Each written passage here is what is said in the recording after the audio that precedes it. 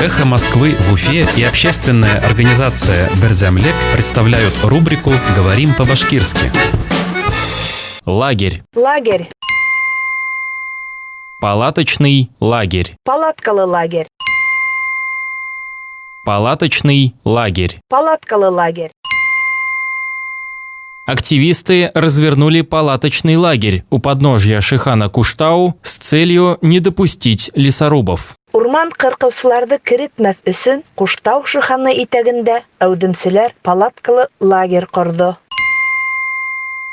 Активисты развернули палаточный лагерь у подножья Шихана Куштау с целью не допустить лесорубов. Урман кыркаучыларды киретмәс өчен Куштау шиханы итәгендә әүдемчеләр палаткалы лагерь корды.